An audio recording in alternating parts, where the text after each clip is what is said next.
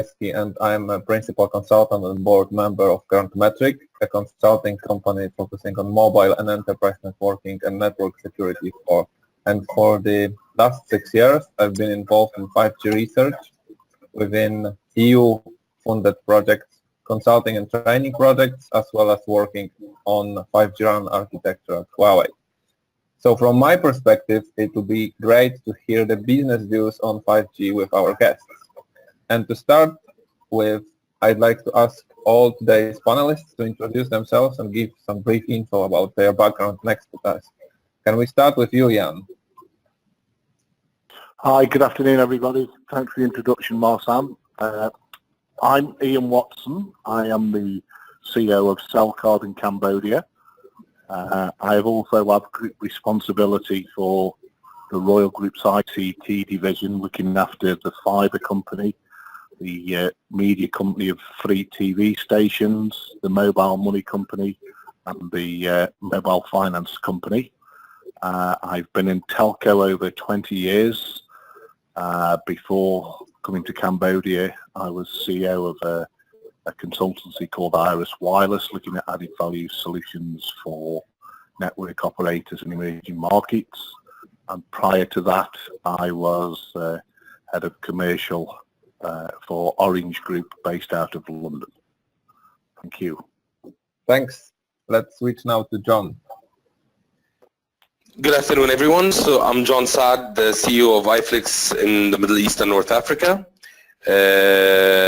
I've been within the telco industry for the last 15 years. I've worked in Qatar, Saudi Arabia, and Egypt. Majority of my time I've been with Vodafone, whether in Egypt or in Qatar. And basically I've been leading commercial teams within those 3 countries in different telco operators. Okay, thank you. It's really a pleasure to have you here today with us, and I think we'll have an interesting discussion, including operators and OTT players' perspectives. And so without further ado, let me now switch to our panel. And the first question I have for you is, what, in your perspective, will be the financial outlay for 5G, and can it be really justified? Can we start with you, John? Yes. So I think 5G similar in some ways and different in others to previous technologies like 3G and 4G, specifically in developing markets. Initially, the business case is usually is very difficult at first sight when we start talking about these technologies. And as time evolves, the business case becomes inevitable because of the data traffic and the amount of the volume of gigabytes going through operators. It just becomes inevitable that the old technologies cannot continue carrying this traffic, and that operators will have to move to the new technologies. So I think with 5G in the horizon and coming close very fast, I think the same thing applies, where the price of 5G, whether on the frequency side or on all other elements of the rollout, doesn't look very profitable at this point of time, or doesn't look very appealing at this point of time. But I think as time goes on, as data traffic and data usage increases, the viability of 5G becomes more and more attractive. Okay, thanks. What about you, Jan? Yeah, I tend to agree with what John said. I think the issue which the operators face around the world, depending which area you come from, I think in Asia we're pretty lucky, where spectrum is not valued in monetary terms, and that they don't realise, thank goodness to a certain degree, that the value associated with 5G spectrum.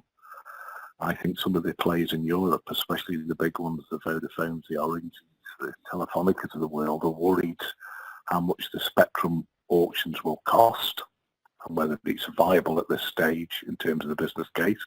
I think, as John said, look at the history of 3G. You know, I was part of the Orange team when the 3G licenses went in the UK for, I think, as I recall, it was something like £24 billion. You know, and I don't think anybody who was honest at the time has ever made any money off the 3G auction that had the UK, and I think Germany was still similar. The other things what we have to look at is the cost of fibre. You know, to lay fibre everywhere to get the consistency and clear delivery what we need in terms of the 5G environment, it could be prohibitive. I know people now are looking at, you know, radio backhaul to reduce costs, but, you know, I think the outlay at the minute cannot be justified. But as John said, I think the industry has to look at that we need it.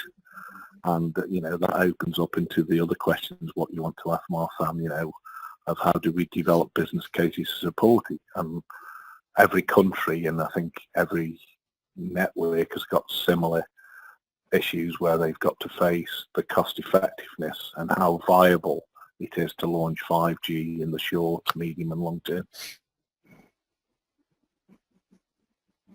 Okay, thanks. So staying with you, Jan, could you say, from what you observe, do customers or consumers actually want 5G?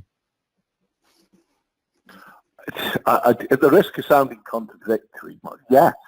You know, I'm in Cambodia. We are in one way lucky, but we totally sidestep the fixed line environment due to the history of the Khmer Rouge and everything else. 60% of the population here is under 30-year-old. So they've gone straight into mobile data. And we were one of the last to launch 4G services here as an operator. But the size and the appetite for people here consuming data, each of our customers consume between 300 and 400 megabytes of data per day. And, you know, this is an emerging market.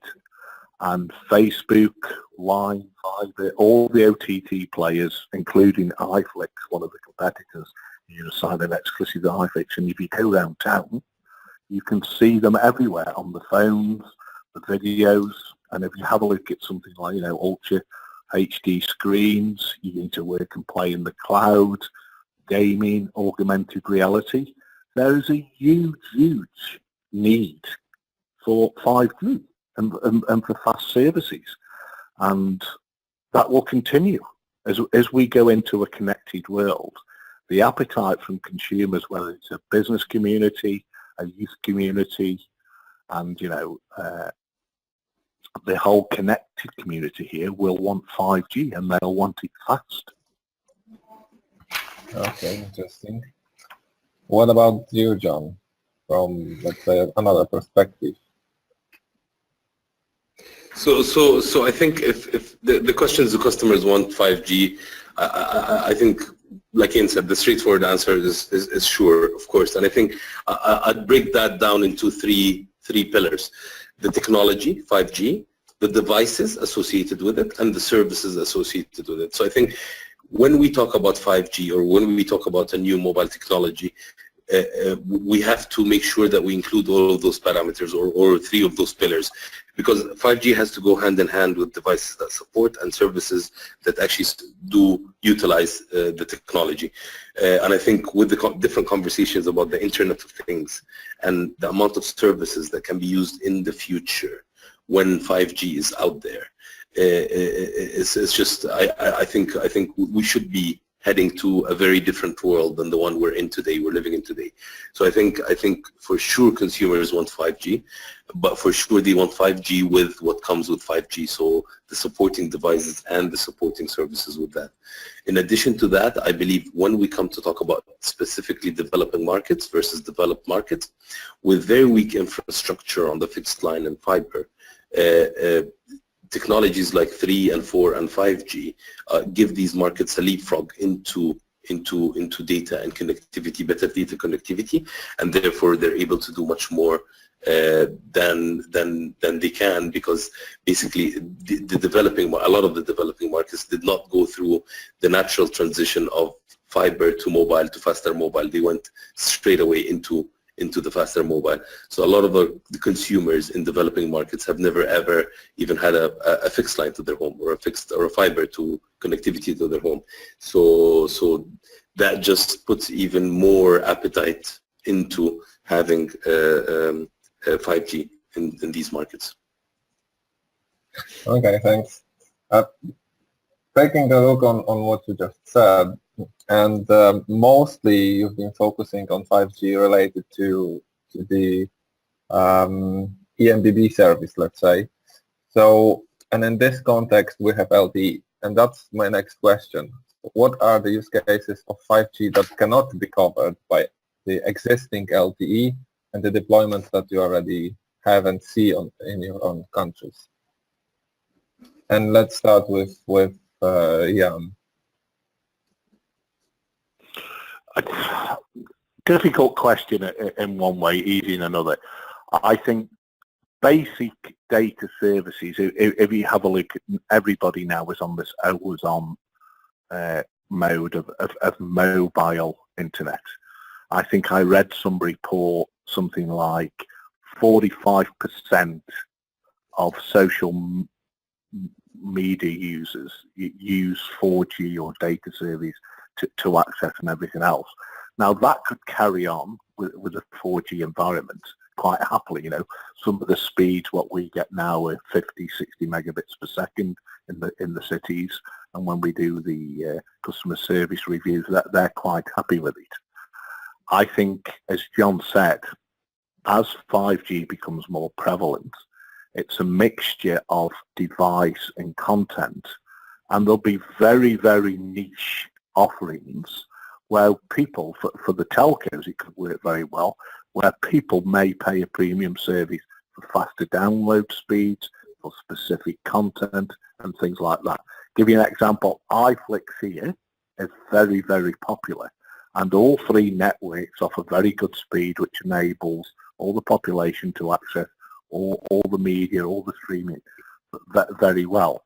Now, as we move to a 5G environment, what difference will it be? Very hard to say at the minute, because, you know, the take-up of 5G services against 4G in an emerging market will be far different from what an advanced market, where people will demand super high speeds, where here the acceptance of, say, 10, 20, 30, 40, 50 megabits per second is quite ample.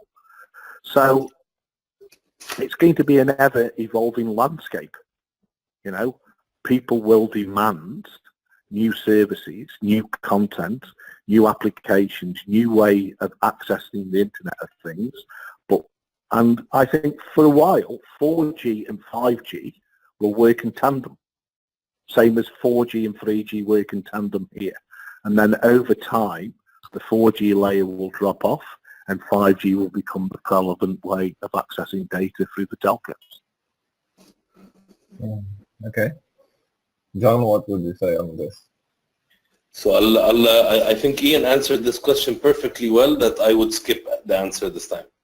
Okay. So we've been speaking about the mobile broadband services and so far. So what verticals and industries are of primary importance for the MNOs for the initial 5G deployment? What would you say? Yeah. So I think when we talk about the verticals, the opportunities or the verticals within that can be that can come out within 5G, I think the opportunities are unlimited. I mean, when I say unlimited, I mean there's a lot of things that we cannot think or see today that should change with the existence of 5G.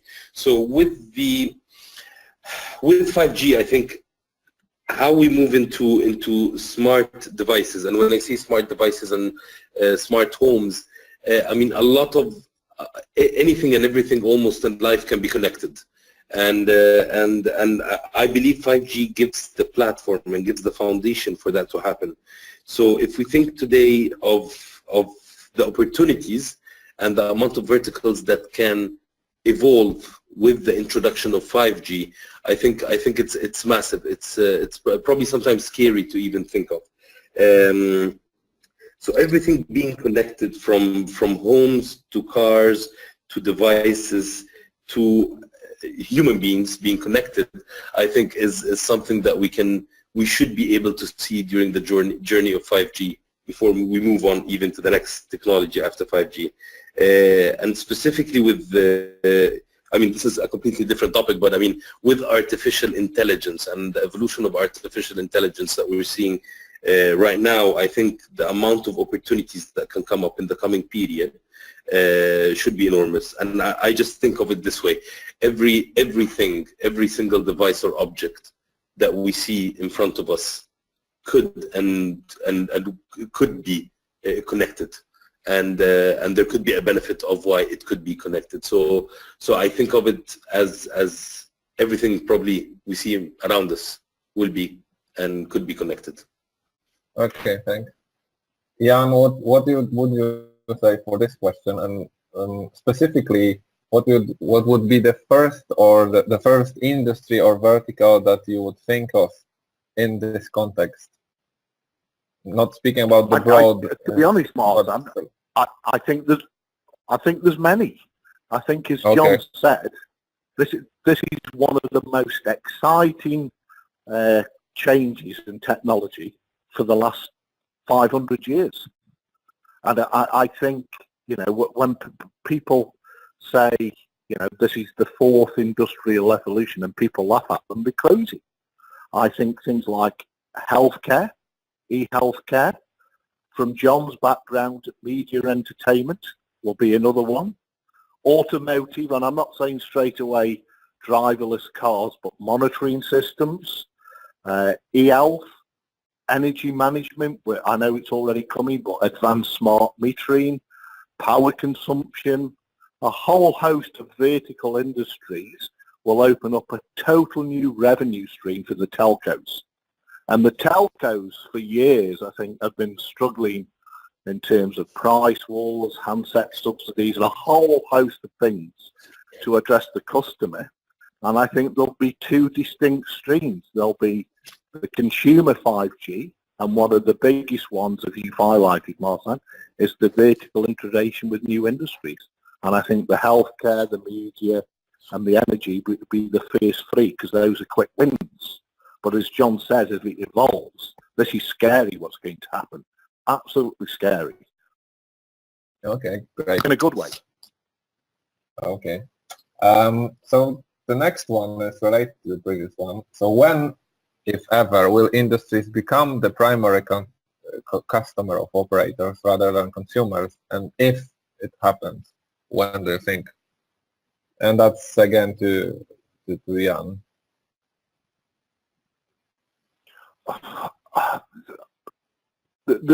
I think one of the big things, especially in Europe, maybe not so much the advanced economies what I'm working in, okay, is the 5G architecture will be the driver for flexible allocation of virtual specific networks. So as I said, all the e-health or everything else. And to a certain degree, I think there's a period of change with the telcos and the new vertical partners to understand how the customer sits in the value chain. Because imagine we've got an autonomous driven vehicle and the network goes down. Who's responsible for the safety of the customer then? You know what I mean? And I think there needs to be a lot of work and partnership development to understand how the telcos can be the true enabler of a 5G environment. And I think a lot of the big players, maybe the car, the pharmaceuticals and the media player, will start maybe looking at acquiring telcos so they can control their complete value chain. I really do. I think there'll be a huge change over the next decade in terms of how the big multinationals engage with the telcos. So from your perspective, John, when, if ever, will the industries become the primary customers of operators rather than consumers? Okay, that's an interesting question. I think I'm not sure. I'm not sure about. I mean, even today, I believe in some instances, or to a certain extent, industries are both feed into the supply and are consumers of mobile operators. So I think I'm not sure if there is a right or wrong answer, or if there's a yes or no answer to this question, or when exactly. I think the roles alternating is something that will continue evolving as services evolve and as the technology evolves. But I believe as we speak today, a bit of that already happened. Some industries are the consumers, but I don't think, I'm not sure if ever consumers will cease to be the consumers of operators. But if we are referring to operators purely turning into a commodity, I think that's a different conversation, but that keeps the consumers as the consumers, and that makes operators more of commodity. But I think the current consumers of operators hence will continue being the consumers. Will industries evolve to have more power and to become more of consumers? I think that could happen to a certain extent. Okay, interesting viewpoint.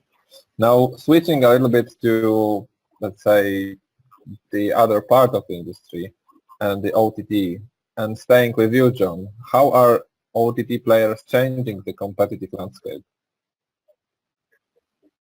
Yeah, so I think today as OTTs, and I think iFlix, we play a role in that as one of the successful OTTs in a lot of the developing markets. And I think the role we play is basically being given the mobile operators an opportunity to differentiate. So when we partner with operators today around the world, and we have a lot of partnerships in a lot of the markets that we exist in, and when we partner with operators, it's because operators reach out to us to ask us for a reason to differentiate.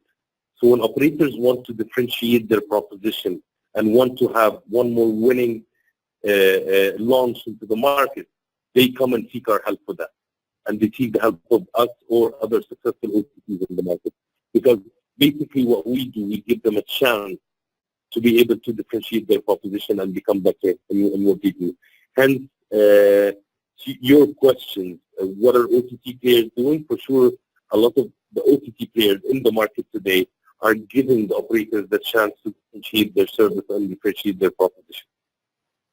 In addition to that, of course, and this comes across all operators, whether we partner or not, OTTs are the engine behind the growth of data consumption in different markets around the world.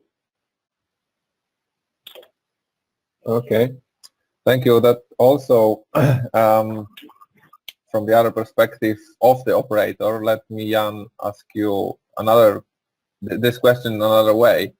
How can operators collaborate with OTT players to increase revenues and enable new services? I think John summed it up very, very well. By going into a strategic partnership with the OTT players allows each individual telco, one, to differentiate their service, offer something compelling, and in the case of something like iFlix, to consume large amounts of data, where without that some of the consumers wouldn't do that. I know we haven't got iFlix here, but our competitor did a regional deal. But I know, speaking to our market research, a lot of people are now watching iFlix because they've adapted it and they've made all the content localized. It's in Khmer, they get it dubbed and everything else. And as we move forward into, a pure data world, because, we virtually give voices free now, there's no charge to it. It allows ways and means for data to be consumed more quickly and more in a timely manner, in terms of we know where the peak and flows are, and we can actually cater our network standards and homologation to make sure we've got peak delivery at certain times. And as we move forward, I think the collaboration will become more and more stronger with relevant OTT players. If you take the big guys out, like the Facebooks and the Googles, that they're just run of the mill now, where everybody expects access to those. It's things like specific content, where content is king, which will enable the telcos to compete and raise ARPU. Okay, great. I have two final questions. The first one is to you, Ian. What would you say or see as the first use case for 5G? From a consumer or a business one? From a business perspective. I think it's things like e-health, mobile broadband for the community, especially in emerging markets where they can get all their sales force in terms of real-time measurements, KPIs, performance data, and a whole host of things where at the minute they haven't got that. And it's this always-on connected world where the 5G environment will further enhance people's ability to be always on and to measure a whole host of things, whereas before it wasn't really relevant or a true enabler. And the speeds what we'll get in terms of video conferencing, and imagine this call now, we've all got a 5G and we're all on video, and it could stand, the time scales which we want. That would be fantastic. It would be a more personal experience. And I think a lot of things about 5G is how the telcos can personalize the service to both the consumer and to the business markets. I think a lot of people have overlooked that at this time. And I think for the telcos, it's really exciting to engage with the B2B community to deliver a whole unit host of services. And to go to the previous question, that will come with some, I think, specific OTT players for a business environment will pop up. Okay, and that'll be even more strategic for the telcos as well. Okay, great. And the final question to you, John. We've been speaking about this business aspects pretty much the whole time. Can a 5G use case be implemented without a business case to support it? Yeah, so I think different operators will take decisions based on different parameters. I think some operators will still have to roll through the business case. Some operators will just do what was done before and just move ahead with it. If I look at fundamentally, one of the things I think that makes the business case work or not work, or makes the operator not sleep at night, is possibly the pricing structure in the market. So how operators charge consumers for data is an integral part of changing the business case for 5G or any new technology. And I believe so a lot of operators would do this work and work on the business case in order to figure out what would be the best pricing structure and pricing in the market that will enable the operator to recoup back whatever investments of 5G that they have to invest. One of the parameters that's always an unknown, and that's the parameter that's always a surprise with every new technology, is the assumption operators have on how much data consumption, how much consumption will increase in the future. So I think that is usually the one parameter in any business case that is usually an unknown. And especially in developing markets, up until now, every business case I have seen or came across, consumers and technology has only surprised us by giving us much more traffic than what we anticipated. So I believe operators, yes, will have to look at this, and will have to look at what structural changes in pricing they'll have to do. And I would say that what's making a lot of operators, taking a lot of their time now looking at 5G. Okay, thanks. Jan, what would you say on this as an operator Yeah. representative? I think the simple answer, you're not going to do a lot without a viable business case because it'll be commercial suicide. You know what I mean? I think the industry has learned from the 3G debacle, where that was the hailed as mobile internet, and to be honest, it was an abject failure. I go back to the early answer that if you actually did an ROI on the 5G, what the networks paid, it was just a failure. And I think they've learned that from that to get a viable 5G network and a business case for it is pretty simple to do. As John said, it's all about data. We live in a connected world now, and it's how much extra data we can get either a consumer or a business, okay, to actually consume to justify the investment. And, and I think there's a lot of scare stories going around at the minute, how much, it's going to cost. Everybody knows the price of 5G equipment will drop dramatically when the mass take up.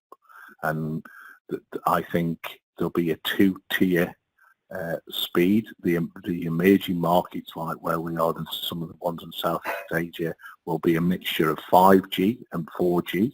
And then over time the 4G will drop, whereas the most advanced markets, they'll build a very dynamic, real 5G environment where a lot of people can get all this connected world straight away. And, I don't think, Marthan, there's a direct answer. I think, it's on a case-by-case study, operator by operator, and how they see whether it's strategic or whether it's commercial. From my point of view, we're already testing 5G because we don't want to be last to market like we were with 4G. We want to say we're the first.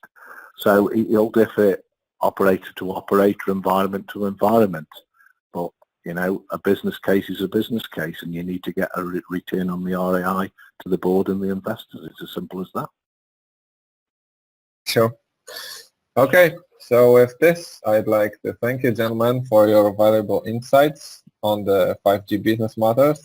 And I'd like now to pass over to Gabriela, who will ask some questions that have come in from the audience. Thank you. We've had some questions in. So firstly, is investment in 5G going to be at the expense of investment in connecting rural areas?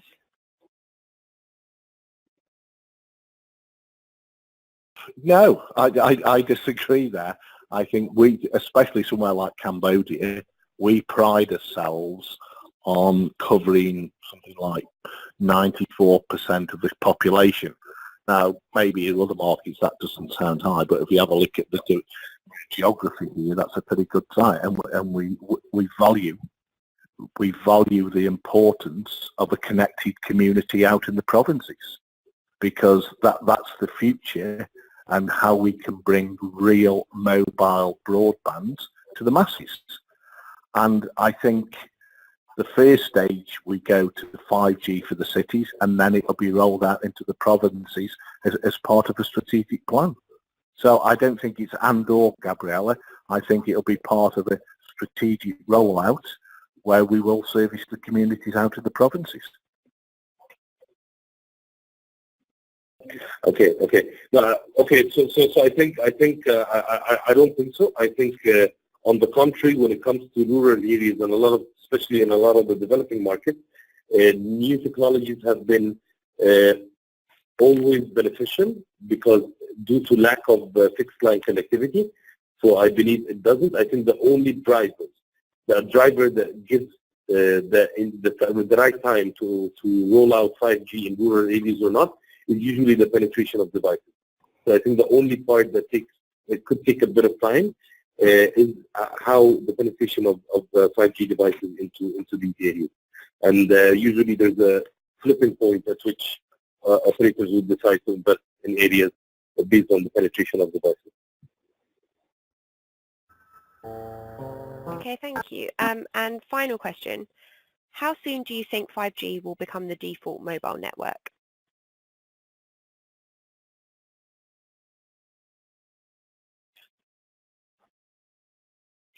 So I would say, the time it took 3G to become the default mobile network was the time it took Edge, the time it took 3G was faster than Edge. The time it took 4G was faster than 3G. So with every new technology, I think the speed of pickup and penetration is faster. How long will it take 5G to become the primary mobile network? I think it will differ from market to market and from developed to developing market. But I would say it can surprise us and do it in less than 5 years. Okay, great. And Ian, do you have anything to add to that?